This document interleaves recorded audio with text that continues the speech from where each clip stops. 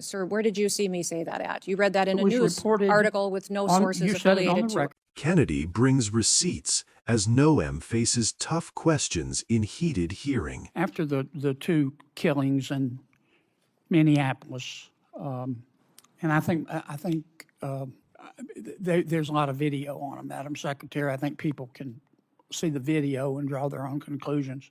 Are you and your department conducting an investigation of those?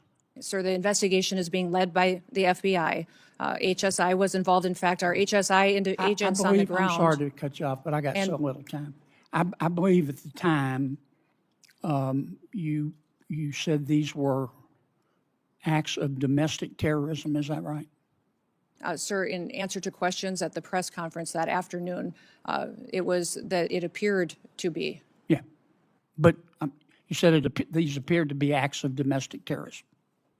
And as I've said previously in this hearing, is that first, Madam Secretary, did you say we're getting that? information from a chaotic scene on the Did you say ground that? and relaying information to the American people. Okay. Now, again, those videos are public. People can draw their own conclusions.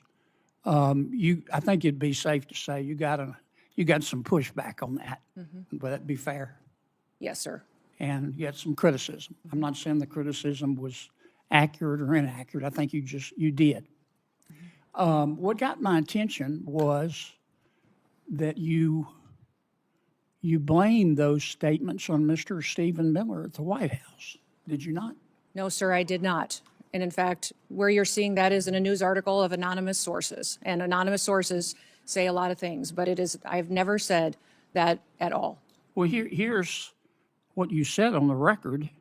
I'm going to read your words. Quote, "Everything I've done at the direction of the president and Stephen." Sir, where did you see me say that at? You read that in a news reported article with no sources you said it affiliated on the record on January 27th of 2026. Did I read your words accurate? I enjoy working with the president and with Stephen Miller, and that day we were working to get as much information to the American people as possible.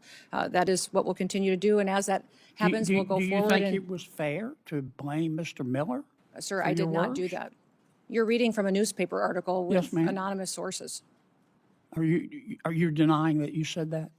Sir, I'm not going to speak to that situation that is relayed on anonymous sources that no one has heard me say that. It was you. No. Who reported that to that newspaper? They're quoting you on the record, saying it's Stephen's fault. Thank you, Mr. Chairman. What this exchange really highlights is how quickly high-stakes political moments can turn into battles over narrative control rather than clear answers. In situations involving public safety, officials are often forced to speak before all the facts are fully verified, which creates tension between speed and accuracy. That's why statements made in real time, especially terms like domestic terrorism, carry so much weight and later become points of political scrutiny.